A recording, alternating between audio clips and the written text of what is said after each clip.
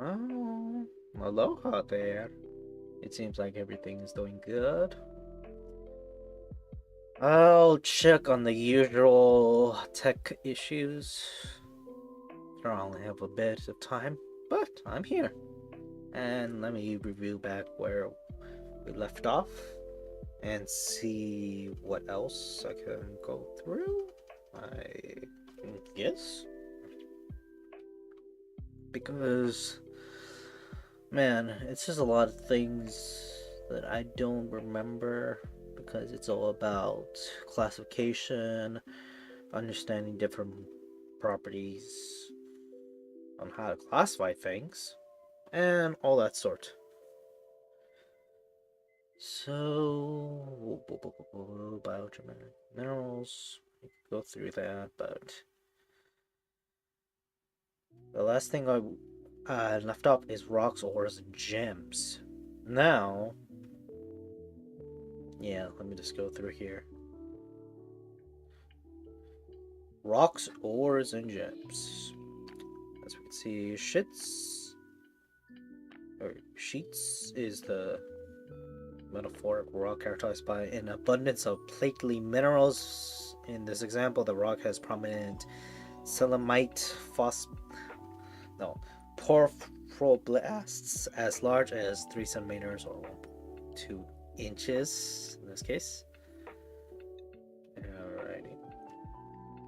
A rock in a aggregate of one or more minerals or mineraloids. Some rocks, such as limestone or quartzites, are composed primarily of one mineral, calcite or aragonite in the case of limestone and quartz in the latter case.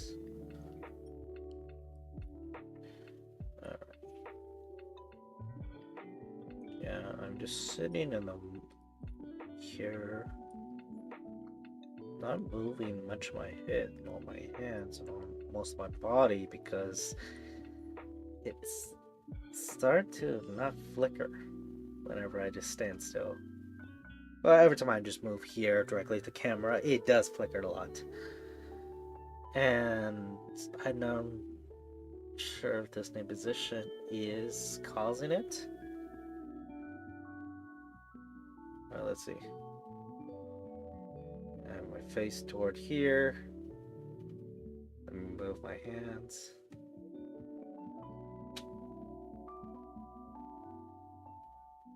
It's not flickering at all. What the hell? Let me bend down. And when I bend my hand down further, it does. Okay, let me switch my hands further here. Okay, it does flicker. Now if I have it here, move it side to side. Does it?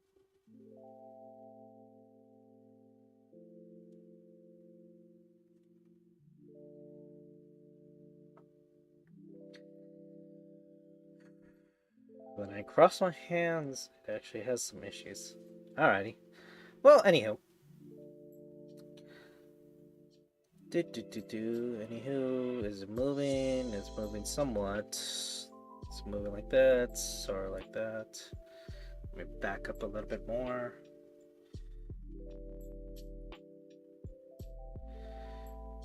Huh. I should just rename the show fixing up flashy cameras. It certainly vibes with what's going on here. Alrighty.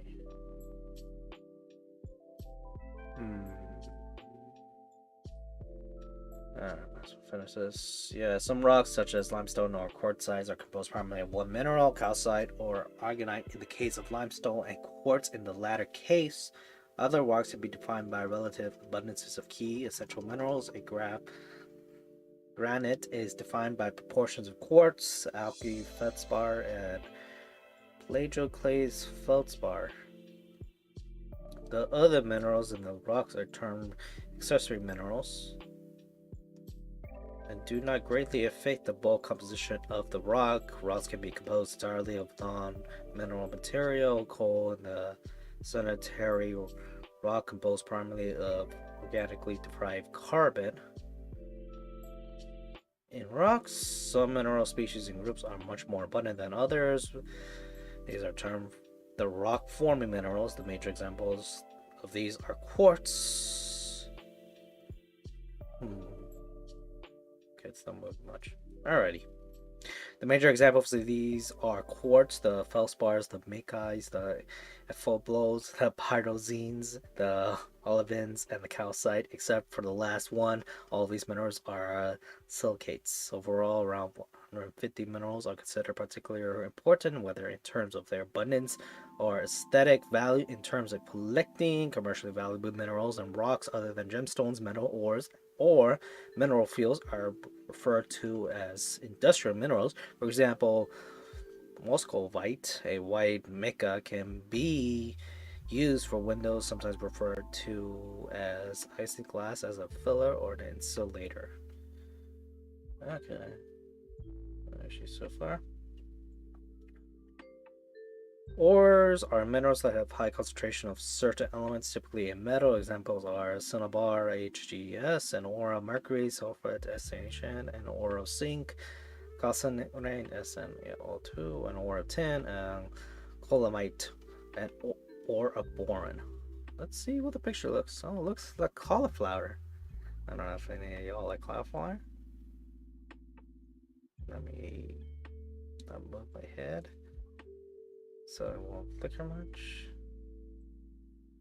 Okay, it's not flickering. I'm gonna move my head a bit slowly here. It does flicker. Slowly here. It's not flickering much.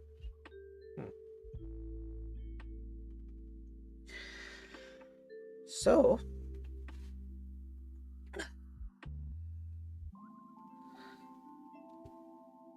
this cauliflower looking mineral is colemite, which looks like cauliflower. Gems are minerals with an ornamental value and are distinguished from non-gems by their beauty, durability, unusual rarity. There are 20 mineral species that qualify as gem minerals, which constitute about 35 of the most common gemstones. Gem minerals are often present in several varieties, and so one mineral can account of several different gemstones. For example, ruby and sapphire are both corundum AI203. This chemical compound here. Woo. Alrighty. Now we're finally in entomology. If I go through here, yes, right now is it gonna flicker? The camera's not flickering, even though I'm moving my head much. So I guess that whenever I'm in the position where it starts going hectic, it starts becoming hectic, and I have to reposition myself. Okay, so I think that's how it goes. I guess that in the initial startup phase, I always gotta position myself, make sure everything goes smoothly in those first initial time. It's way different compared to having this position here versus anything around this. I'm gonna move my body and see if the flickering gets worse and worse. Ooh, I have all this space. Ooh, space here, the space here. I've got this background here. Wow, even flickers more here instead of just me going all the way front. But that's the thing that goes around. Anything around.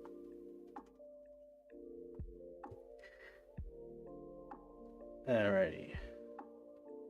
Should go through entomology. Yeah. The first known use of the word mineral in the English language, Middle English, was the 15th century. The word came from medieval Latin mineral from minera, mine, or ore.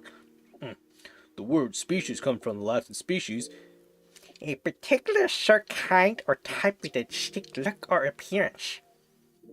So, yeah, it's pretty much the etymology of the origin of the word mineral. And we're pretty much at a time. So at the very least, I'm here. And see you next time. Aloha.